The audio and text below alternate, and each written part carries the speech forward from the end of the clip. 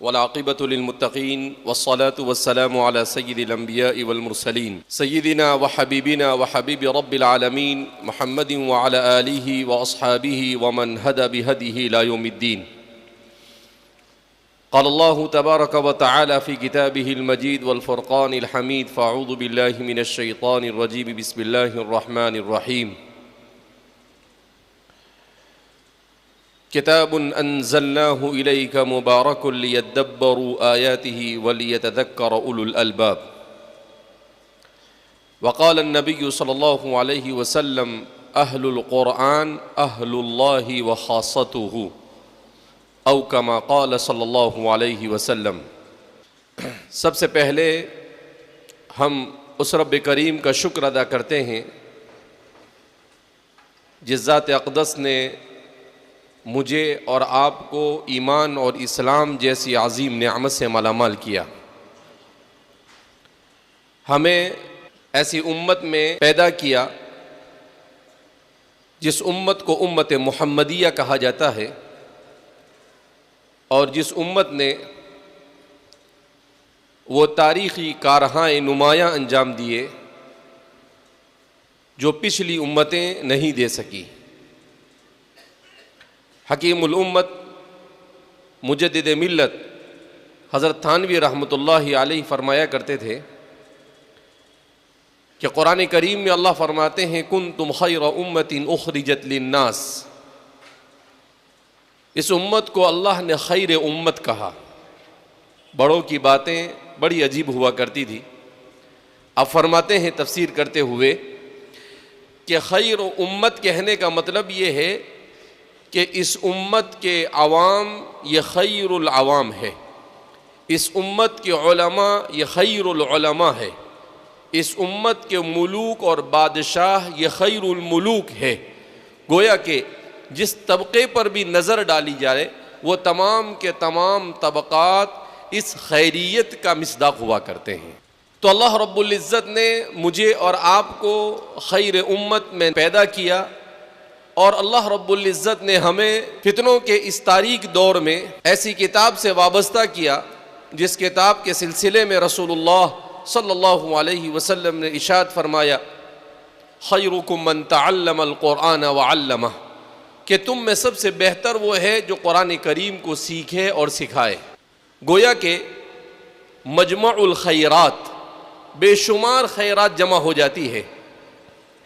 ایک تو اطلاقی طور پر ایسی امت میں پیدا کیا جو خیر امت ہے، پھر ان میں بھی ہمیں ایسی کتاب سے وابستہ کیا جو خیر الکتاب ہے، جو افضل الکتب ہے. بہرحال ہم رب کریم کا جتنا بھی شکر ادا کرے کم ہے. اور پھر اللہ رب العزت نے ایسی مجلس میں مجھے اور آپ کو جمع ہونے کی توفیق مرحمت فرمائی جس مجلس کے سلسلے میں رسول اللہ صلی اللہ علیہ وسلم نے ارشاد فرمایا کہ مجتمع قوم فی بیت من بیوت اللہ، کہ جہاں پر بھی لوگ جمع ہو یتدارسون کتاب اللہ، اللہ کی کتاب کو پڑھے پڑھائے سمجھے سمجھائے، تو فرماتے ہیں غشیتہم الرحمہ، ان پر رحمت چھا جاتی ہے. وحفتہم الملائکہ، اور فرشتے اس مجلس کو ڈھانپ لیتے ہیں. تو ایسی بے شمار فضیلتیں رسول اللہ صلی اللہ علیہ وسلم نے ہمیں عطا فرمائی کہ ہمیں خیر المجالس میں بیٹھنے کی توفیق مرحمت فرمائی جو قرآن کی نسبت پر، کتاب اللہ کی نسبت پر منعقد کی جا رہی ہے. بھوپال شہر میں آج سے تقریباً 30 سال پہلے یا 28 سال پہلے میرا آنا ہوا. اس وقت میں شعبہ حفظ میں، درجہ حفظ میں تھا. ترجمہ والی مسجد میں پہلا یا دوسرا مسابقۃ القرآن الکریم تھا، اور پھر اس کے بعد کئی مرتبہ یہاں سے گزرنا تو ہوا مگر شہر میں آنے کا اتفاق نہیں ہو سکا. الحمدللہ تقریباً 30 سال کے بعد پھر ایک بار قرآن ہی کی نسبت پر اللہ رب العزت نے اس تاریخی شہر کی زیارت مقدر فرمائی. بھوپال شہر یہ مسلمانوں کے لیے بلکہ ہندوستان کے لیے انتہائی قابل قدر شہر ہے. مسلمانوں کے لیے اس معنی کر کہ اس شہر میں اللہ رب العزت نے جن لوگوں کو مال و دولت سے نوازا، آخری تقریباً یہاں پر ہندوستان میں انگریزوں کے زوال سے پہلے 200-250 سال تک یہاں کے نوابوں نے اسلام اور علوم اسلامیہ کی بڑی خدمتیں کی۔ صرف اتنے پر بس نہیں، ان کی بیگمات جو ہوا کرتی تھی انہوں نے بھی بڑی اچھی خدمت کی، اور ان سب میں بھی سب سے امتیازی وصف جو اس شہر کو حاصل ہے وہ یہ ہے کہ اہل سنت والجماعت کے مسلک صحیح کے ساتھ یہ ساری خدمات انجام دی جاتی رہی۔ تو الحمدللہ یہاں کے جو نواب ہوا کرتے تھے، جو بیگمات ہوا کرتی تھی، ان کی جانب سے مظاہر العلوم میں بھی مسجد تعمیر ہوئی۔ اسی طریقے سے دیوبند کے سلسلے میں بھی میں نے سنا کہ وہاں پر بھی کچھ تعمیرات یہاں کے تعاون سے ہوئی۔ تو ایک ایسا شہر ہے جس سے مسلمانوں کو والہانہ تعلق ہے۔ اسی کے ساتھ یہ شہر ملک ہندوستان کے لیے بھی بڑی اہمیت کا حامل ہے۔ ایک تو یہ کہ یہ شہر ملک کے بالکل بیچ و بیچ واقع ہے، اور دوسرا یہ کہ انگریزوں کے خلاف جس تحریک کا آغاز ہوا اور جو پہلی حکومت قائم ہوئی، جس کے پہلے وزیر اعظم مولانا برکت اللہ صاحب بھوپالی، اور جس کو بعد میں چل کر یہ کہا جانے لگا کہ جلاوطن یہ حکومت تھی، تو وہ حکومت بھی گویا کہ اس کی اساس اور بنیاد بھی یہی شہر بنا۔ تو اس طرح اللہ رب العزت نے اس شہر کو بے شمار خصوصیتوں سے مالا مال کیا۔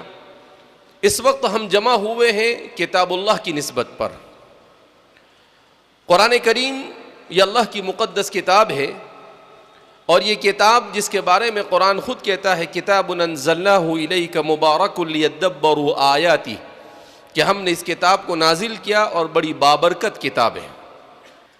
ہم جس دور سے گزر رہے ہیں یہ انتہائی تاریک فتنوں کا دور ہے، ایسا دور کہ فتنوں میں عوام تو عوام، بڑے بڑے ایسے لوگ جو علمی استعداد سے مالا مال ہے، ان میں بھی بہت سارے لوگ فتنوں میں مبتلا ہوتے چلے جا رہے ہیں۔ یعنی علماء بھی جو ایسے نہیں جو کمزور استعداد کے مالک ہو، بلکہ اچھی استعداد کے مالک ہونے کے باوجود بھی دنیا کے مختلف خطوں میں فتنوں میں مبتلا ہوتے چلے جا رہے ہیں۔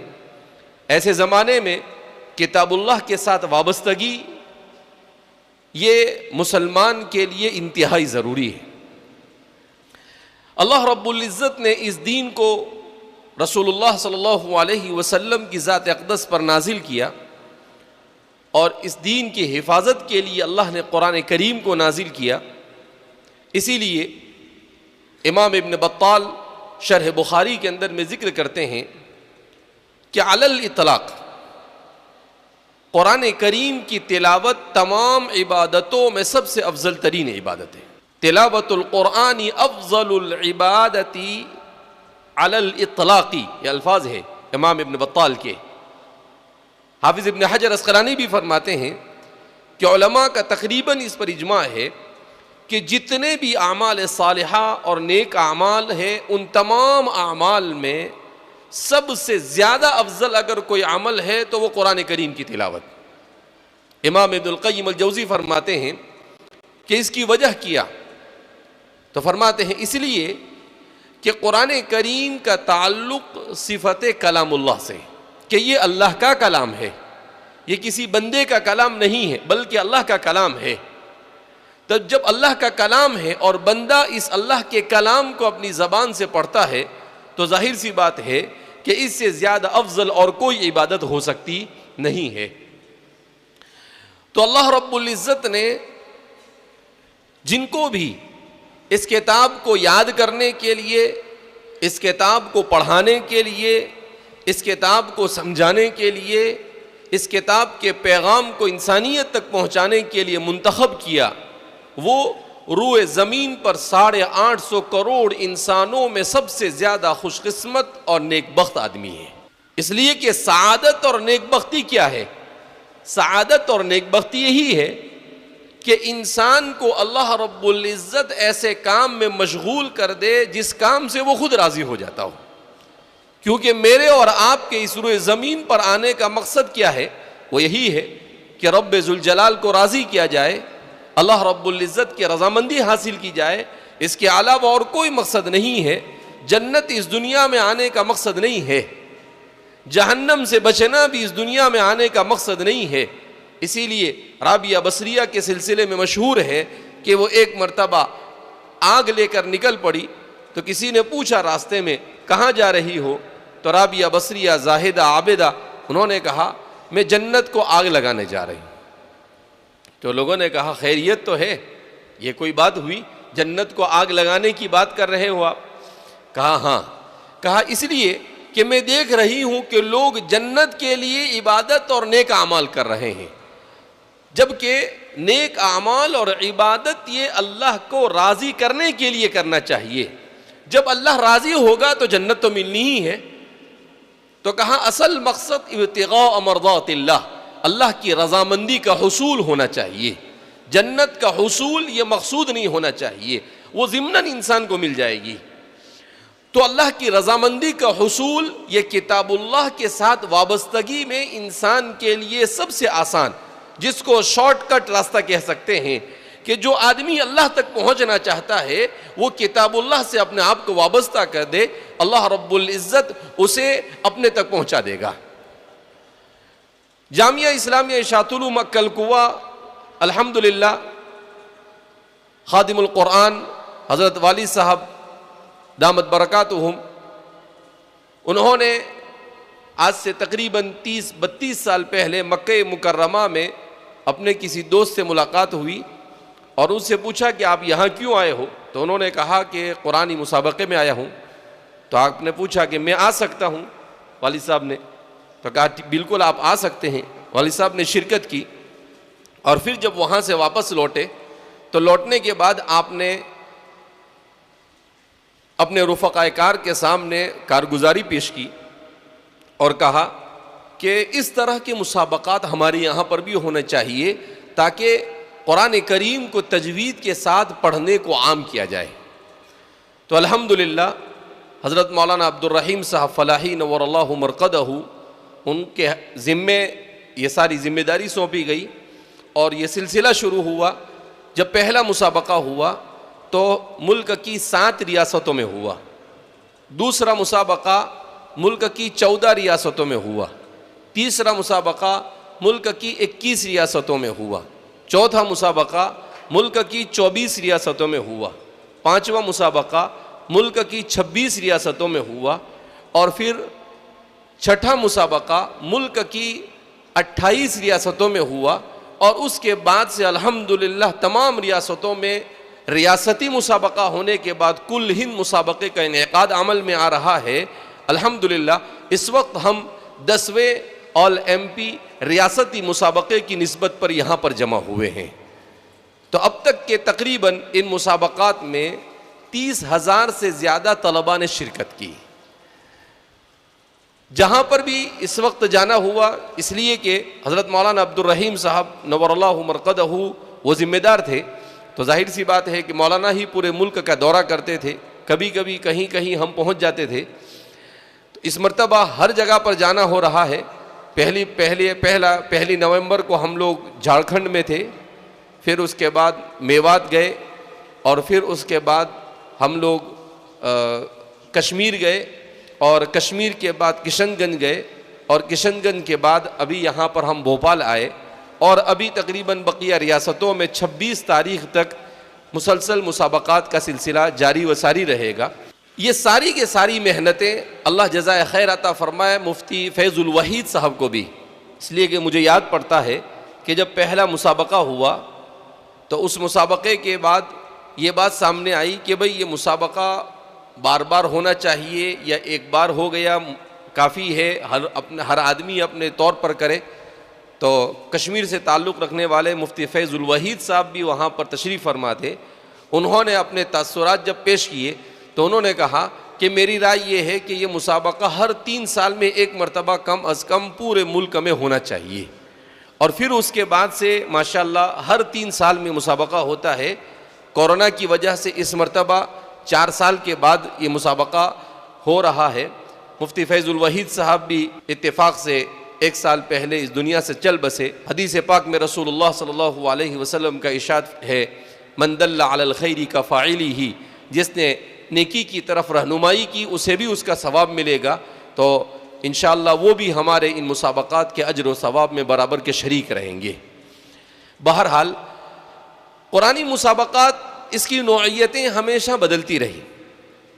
قرآنی مسابقات میں کبھی پہلے اذان کی اصلاح کی ضرورت محسوس ہوئی تو اذان کی فرح بھی شامل کی گئی، کبھی تلاوت قرآن ترتیل کی فرح بھی شامل کی گئی، اور کبھی خطبات جمعہ کی فرح بھی قائم کی گئی۔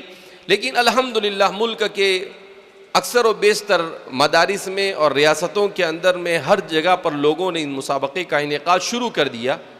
تب پھر اب ہم نے یہ کوشش کی کہ مسابقے کو زیادہ معیاری بنایا جائے، اس لیے اس مرتبہ مسابقے میں 3 فروعات ہیں۔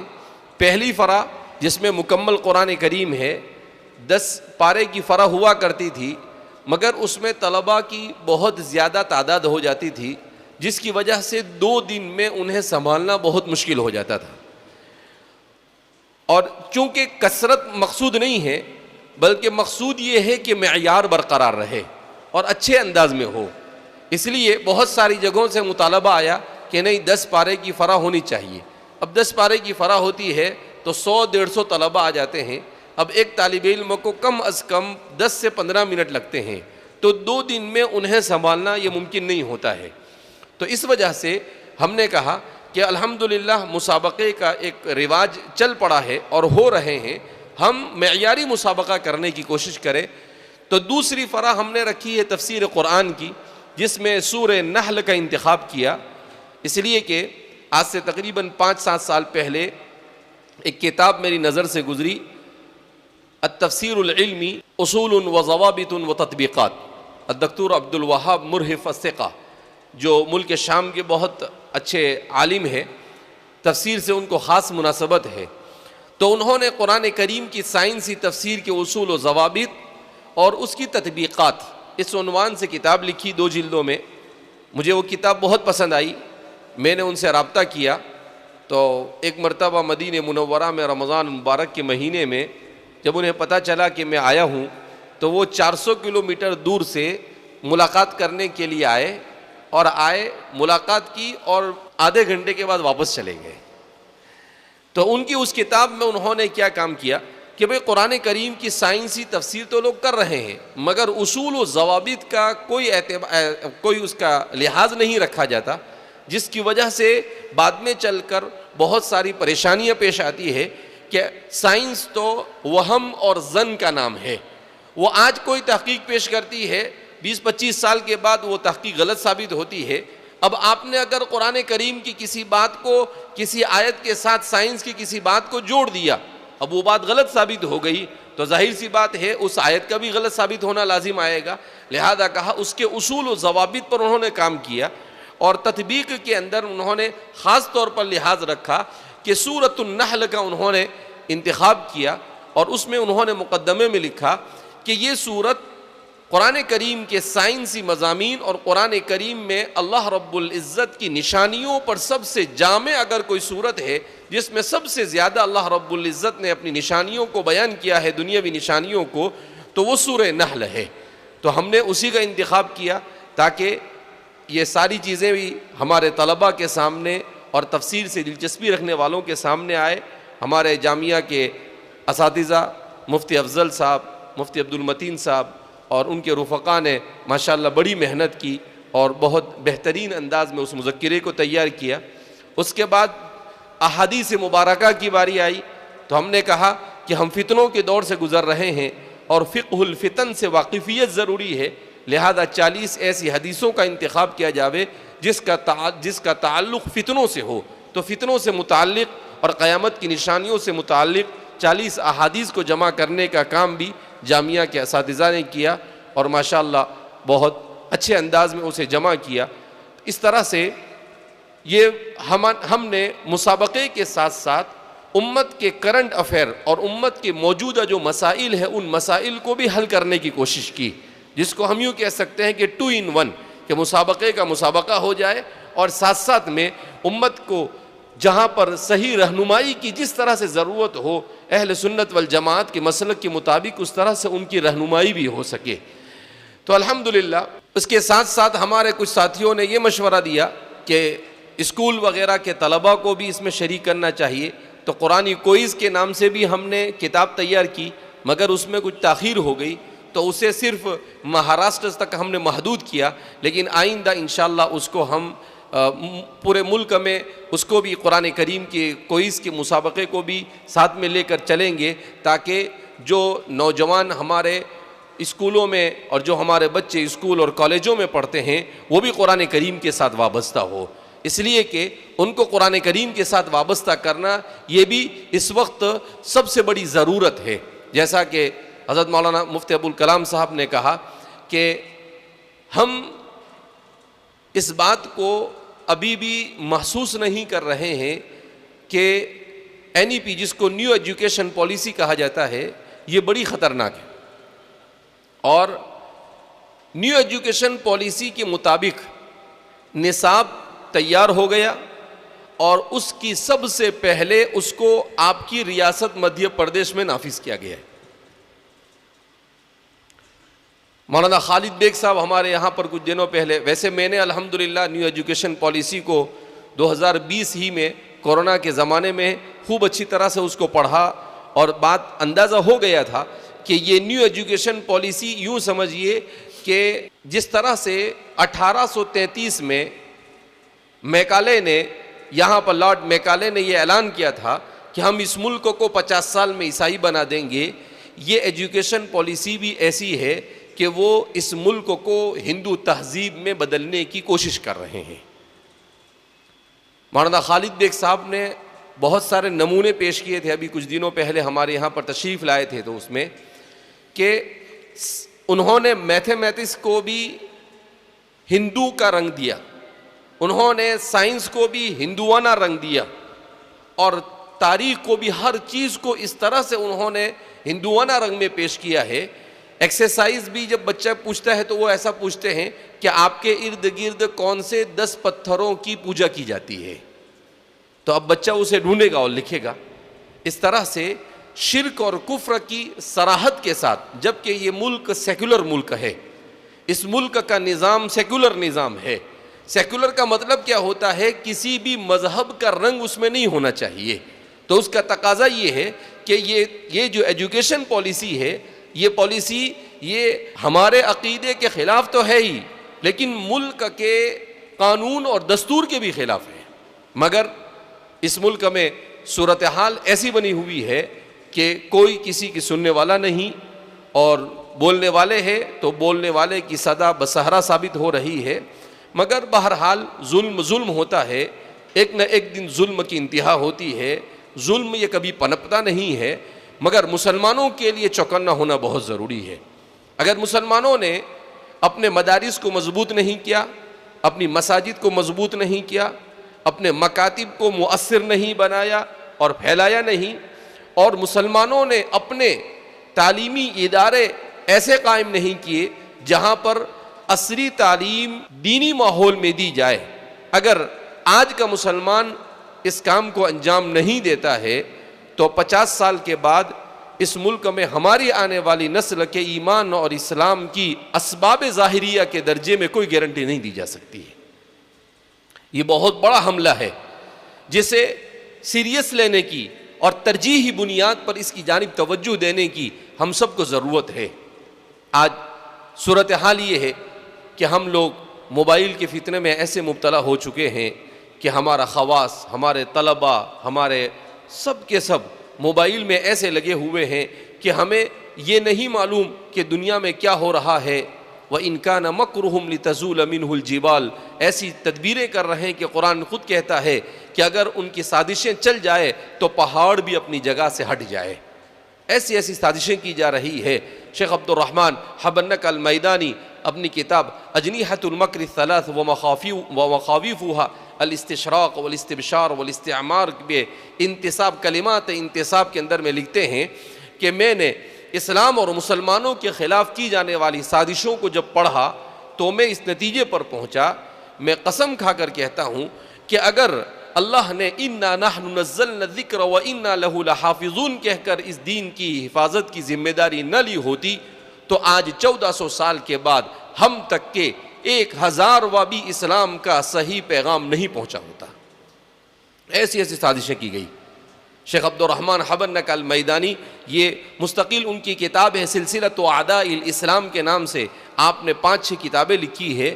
ہمارے طلباء کو، ہمارے علماء کو اس کا ضرور مطالعہ کرنا چاہیے تاکہ ہمیں معلوم ہو کہ کس طریقے سے ان کی کتاب ہے مقائد یہودیۃ عبر التاریخ، کہ یہودیوں نے رسول اللہ صلی اللہ علیہ وسلم کے دور مسعود سے لے کر آج تک اسلام کے خلاف کیا سازشیں رچی۔ اس کے علاوہ غزو فی الصمیم، دنیا کے اندر میں سیکولرزم، تعلیم کا سیکولرائزیشن کر کر کس طریقے سے دنیا کے اندر الحاد اور بے دینی کو عام کیا جا رہا ہے، اس کا انہوں نے پوسٹ مارٹم کیا ہے۔ اسی طریقے سے بہت ساری کتابیں بہرحال ان کی ہے، ان کتابوں کی طرف ہم علماء کو رجوع کرنا چاہیے اور اپنے آپ کو مستقبل میں اور موجودہ دور میں اسلام کی صحیح ترجمانی کے لیے اور اعلاء کلمت اللہ کے لیے اپنے آپ کو خلوص و للہیت کے ساتھ اللہ کی رضامندی کے خاطر ہمیں کھڑا ہونا چاہیے۔ ہمارا مقصد کیا ہونا چاہیے؟ لِتَكُونَ كَلِمَةُ اللَّهِ هِيَ الْعُلْيَا، کہ اللہ کے کلمے کو سربلندی حاصل ہو اور اللہ کی رضامندی ہمیں حاصل ہو جائے، اس مقصد کے ساتھ۔ اس لیے کہ اس وقت اس ملک میں مسلمانوں کی تعداد تقریباً گورنمنٹ کے کہنے کے مطابق 14% ہے۔ اب اگر 140 کروڑ میں 14% آپ نکالتے ہیں تو تقریباً 18 سے 19 کروڑ ہوتے ہیں، جبکہ غیر سرکاری اعداد و شمار کے مطابق اس ملک میں مسلمانوں کی تعداد 20% سے زیادہ ہے۔ اور اگر ہم 20% کو لیتے ہیں تو اس صورت میں اس ملک میں ہماری تعداد تقریباً 27 کروڑ مسلمان ہوتے ہیں، جو پوری دنیا کے کسی اسلامی ملک میں بھی نہیں ہے۔ پوری عرب ریاستوں میں مل کر جتنے مسلمان ہیں اس سے زیادہ مسلمان اس ملک میں ہے۔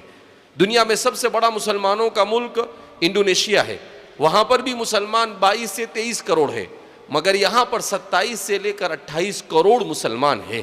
تو ہمیں سوچنا چاہیے کہ ان 28 کروڑ مسلمانوں کے ایمان اور اسلام کا کیا ہوگا اگر ہم خود ہی اپنے آپ کو موبائل کے اور انٹرنیٹ کے فتنے کے اندر میں مبتلا کر دیں، ہم خود ہی ناچ گانوں میں اور ایسی چیزوں کو دیکھنا شروع کر دیں۔ ہم یہ سمجھ رہے ہیں کہ ہم خاموشی کے ساتھ دیکھیں گے، کون دیکھنے والا ہے؟ واللہ معکم اینما کنتم، اللہ ہر جگہ پر نظر رکھنے والا ہے۔ آج ہم دیکھ رہے ہیں، ہم کو قرآن کی تلاوت میں مزہ نہیں آتا، علماء ہو کر بھی قرآن کی تلاوت نہیں کرتے، نماز نہیں پڑھتے، تہجد تو بہت دور کی بات ہے، دعائیں نہیں کرتے۔ یہ توفیق کیوں سلب ہوئی؟ اس لیے کہ ہمارے صوفیہ نے لکھا ہے کہ جب آدمی گناہوں کا عادی بن جاتا ہے تو اللہ اس سے نیکی کی توفیق کو سلب کر لیتا ہے، اور یہ اللہ کی طرف سے سب سے بڑی سزا ہے اس دنیا کے اندر میں۔ اس سے بڑی سزا اور کوئی نہیں ہو سکتی ہے کہ انسان کو ذکر اللہ میں مزہ نہ آئے۔ شیخ الاسلام فقیہ العصر حضرت مولانا تقی عثمانی صاحب نے لکھا ہے کہ اگر آپ یہ دیکھنا چاہیں کہ آپ فتنے میں مبتلا ہوئے ہیں یا نہیں تو کہا اس کی چند علامتیں ہیں۔ ان علامتوں میں سب سے پہلی علامت آپ نے بیان کی ہے، اگر آپ کے نزدیک دنیا یہ زیادہ محبوب ہے تو آپ سمجھ جائیے کہ آپ فتنہ دنیا میں اور فتنوں کے اندر میں مبتلا ہو چکے ہیں۔ اسی طرح آپ نے کہا کہ اگر آپ کے سامنے دو چیزیں ہو، دنیا اور آخرت، اور آپ آخرت کو مرجوح کر دیں اور دنیا کو راجح قرار دے دیں تو یوں سمجھ لیجئے کہ آپ فتنے میں مبتلا ہو چکے ہیں۔ اسی طرح آپ نے کہا آپ کو عبادتوں اور ذکر اللہ میں لذت محسوس نہ ہو، اس کا مطلب یہ ہے کہ آپ فتنے میں مبتلا ہو چکے ہیں۔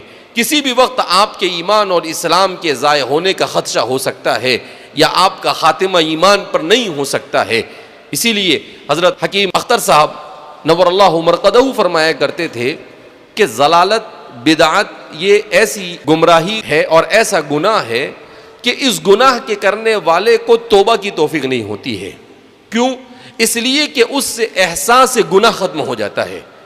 وہ گناہ کرتا ہے مگر اس گناہ کو گناہ نہیں سمجھتا ہے، جس کا نتیجہ یہ ہے کہ آہستہ آہستہ گناہوں کی اہمیت ختم ہو جاتی ہے، یہاں تک کہ مرنے سے پہلے ایک دن ایسا آتا ہے کہ اسلام اس کے سینے سے نکل جاتا ہے اور کفر اپنی جگہ پر آ کر بیٹھ جاتا ہے. تو اس لیے بہت ہی نازک زمانے سے ہم گزر رہے ہیں. اتنے نازک زمانے میں ہمیں اپنے آپ کو ٹٹولنے کی ضرورت ہے کہ ہم عوام، خاص طور پر علماء کو، کہ ہمارے اندر اخلاص ہے یا نہیں. حکیم الامت مجدد ملت حضرت تھانوی رحمۃ اللہ علیہ فرماتے ہیں کہ آپ مخلص ہے یا نہیں یہ جاننا ہے. تو کہا اس کا طریقہ یہ ہے کہ اگر کوئی دین کا کام کر رہا ہے اور آپ بھی دین کا کام کر رہے ہو، اس دین کے کام کرنے والے کو دیکھ کر آپ کو خوشی ہوئی، حقیقت میں خوشی ہوئی، صرف ظاہر کرنے کے لیے نہیں، حقیقت میں خوشی ہوئی، تو اس کا مطلب یہ ہے کہ آپ مخلص ہیں. اور اگر کسی آپ کی طرح دین کے کام کرنے والے کو دیکھ کر آپ کو تکلیف ہو رہی ہے، اس کا مطلب یہ ہے کہ آپ کے کام میں مخلص نہیں ہیں. کہا یہ تھرمامیٹر ہے، اپنے آپ کو مخلص یا عدم مخلص ہونے کو دیکھنے کا تھرمامیٹر ہے، اس کے ذریعے سے آپ دیکھ سکتے ہیں.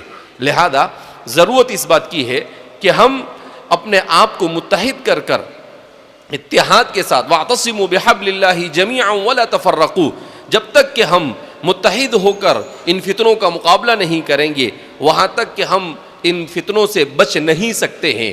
اگر ہم ایک دوسرے کو نقصان پہنچانے کی کوشش کرتے رہیں گے، ایک دوسرے کی ٹانگ کھینچنے میں مبتلا رہیں گے اور ایک دوسرے کا ملی کاموں میں تعاون نہیں کریں گے، تو اس صورت کے اندر میں ہمارا بھی نقصان ہے، ہمارا ہی نہیں، اس پورے ملک کی ملت اسلامیہ کی آنے والی نسل کا بھی نقصان ہے. لہذا اس بنا پر ہمیں اپنے آپ کو کتاب اللہ سے وابستہ کرنے کی ضرورت ہے. مسلمانوں کو اپنی صفوں میں اتحاد اور اتفاق پیدا کرنے کی ضرورت ہے، اور اللہ رب العزت ہم سب کو ذکر اللہ کی لذت سے مالا مال فرمائے. گناہوں سے بچنے کی ضرورت ہے، اپنے نوجوانوں پر نظر رکھنے کی ضرورت ہے. ہم تربیت سے بھی بہت دور ہو چکے ہیں. عوام، خواص، ہر قسم کا طبقہ ہم نے اپنی نسلوں کو موبائل اور سوشل میڈیا کے حوالے کر دیا ہے کہ وہ وہاں پر جو دیکھ رہے ہیں غلط سلط چیزیں، اسی کے مطابق اپنی زندگیاں گزار رہے ہیں. یہ بڑی ہلاکت کی چیز ہے. گویا موبائل ان کے ہاتھ میں دینے کا مطلب یہ ہے کہ آپ ان کو جہنم کی طرف ڈھکیل رہے ہیں. لہذا ہمیں توجہ دینے کی ضرورت ہے کہ ہمارے کن بچوں کو موبائل دینا چاہیے، موبائل دیا ہے تو وہ موبائل کیا استعمال کر رہا ہے، اس میں کیا دیکھ رہا ہے.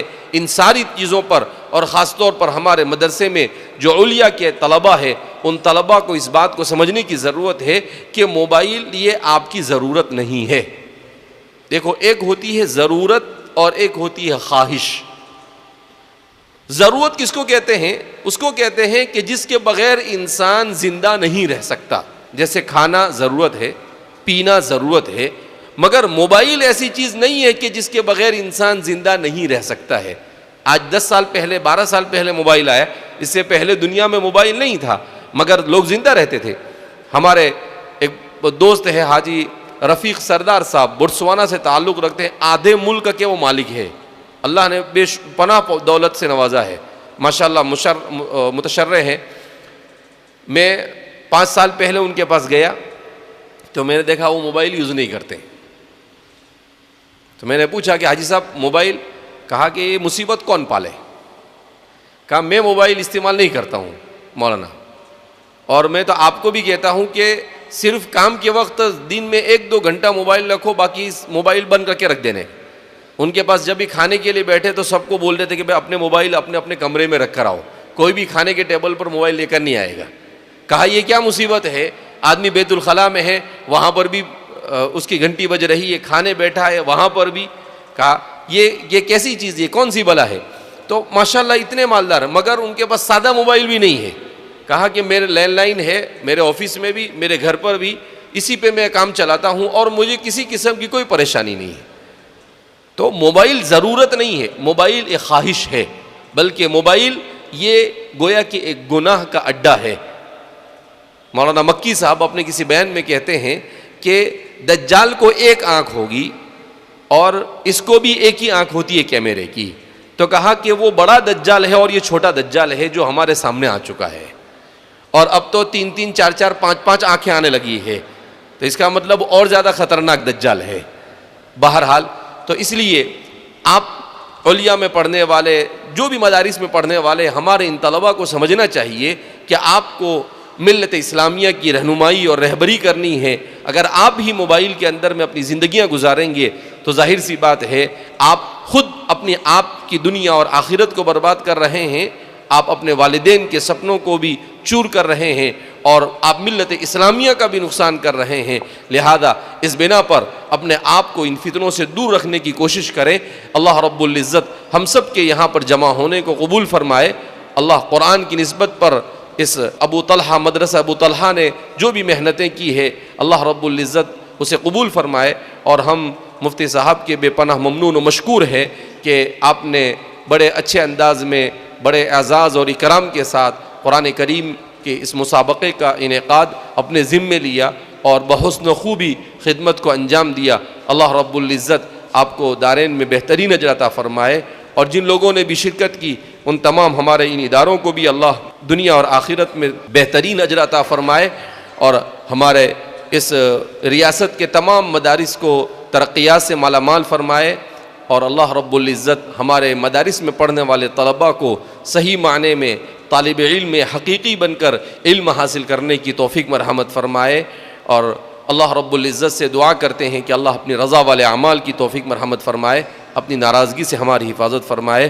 والسلام علیکم ورحمۃ اللہ وبرکاتہ۔